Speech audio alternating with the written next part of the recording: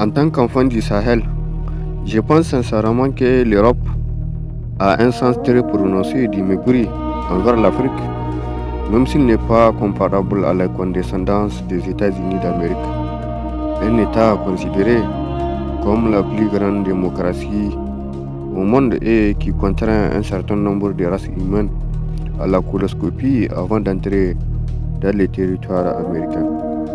Je pense que même si c'est une question de principe, tous les êtres humains ont droit à un minimum de respect, qu'ils soient noirs ou blancs, surtout dans un pays dit de la liberté et qui est de surcroît considéré comme la plus grande démocratie du monde, même si je n'y crois pas sincèrement.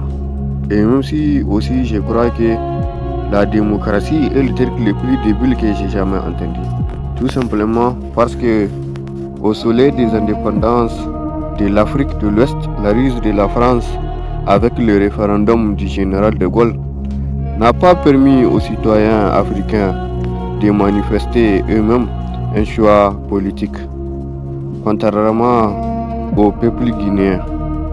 Parce que la comédie du mouton Omar Bongo n'a pas épargné la démocratie gabonaise. Parce que la dictature du mouton militaire n'a pas épargné le climat et l'écosystème tchadien. Parce que la démocratie française n'a pas donné un asile aux migrants condamnés par les divertissements démocratiques africains. Même si la plus grande démocratie au monde ignore qu'il n'y aura jamais assez de munitions pour réprimer la rage et la colère du peuple taliban. Même si la France et l'Europe s'estiment être heureux d'avoir parrainé des moutons merdés pour divertir et corrompre la démocratie africaine. Même si aucune institution internationale ne peut créer un bon climat entre la Palestine et l'Israël. Même si aucune démocratie au monde ne peut légitimer le marché noir des matières premières africains pillés et déportés en Europe.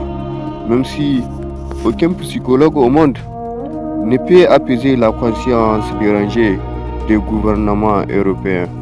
Même si jadis, pendant la colonisation, aucune machine coloniale n'a rivalisé avec les ravages et le sadisme de la mission française conduite par le capitaine Voulet et Shannon. Même si aucune ingratitude au monde ne peut se comparer avec la tuerie et les massacres des tirailleurs sénégalais dans les camps de Tchare. Même si aucune bêtise au monde ne peut rivaliser avec la bêtise d'un malheur diplomatique que j'ai nommé Nicolas Sarkozy par rapport à l'histoire africaine. En effet, l'Union africaine a eu le malheur d'être épaulée par l'UEMOA et la CEDEAO pour l'émergence de l'économie de l'Afrique de l'Ouest, tout en sanctifiant et en regardant avec un œil sournois les cancers du franc CFA, comme si tous les États membres de l'UEMOA ont un lourd tribut à payer pour la décolonisation. Au-delà de l'uranium nigérien, au-delà du pétrole tchadien, au-delà de l'or malien et au-delà du sang et de la sueur de la colonisation. Loin de moi l'idée de dénigrer les tentatives de regroupement africain, surtout avec la balkanisation de la conférence du Berlin. Mais force est de constater qu'avec la sponsorisation des moutons démocrates et dévoués aux caprices européens, aucune union n'est à l'abri de la politique du mouton espion de l'Occident. Après tout, même l'Union africaine n'a pas fait l'unanimité. À plus forte raison, l'UEMOA et la CEDEAO ou la CEMAC. Après tout, même le Conseil africain et malgache pour l'enseignement supérieur n'a pas été épargné par les ravages du néocolonialisme. Car cette dernière institution a eu le culot et le malheur de décerner un témoignage de satisfaction à un mouton du Sahel, je ne sais pas, peut-être pour avoir poussé un système éducatif archaïque et rudimentaire avec des universités publiques gangrénées par les retards académiques. Selon un adage, au-delà de ce que les yeux voient, il y a ce que l'esprit doit nécessairement comprendre. Et je suis sûr que le conseil qui siège au sein de l'UEMOA sait que le franc CFA est le cancer qui mine toute l'économie de l'Afrique de l'Ouest.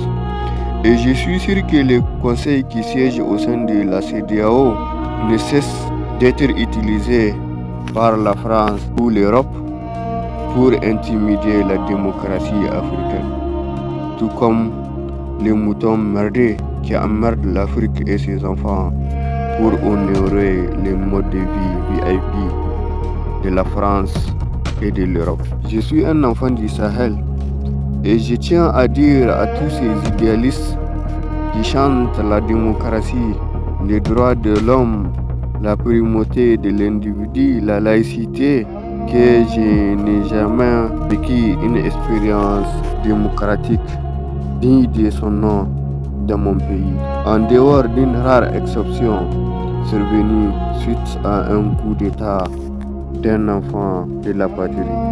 Et je sais que le néocolonialisme ne cessera jamais de compromettre l'unité, l'intégrité, la santé, l'éducation et le bien-être de tous les enfants de l'Afrique à des milliers de kilomètres de la jeunesse européenne, munis d'un chauffage, de la climatisation, de l'éclairage, du gaz, d'une piscine et même d'une assurance santé.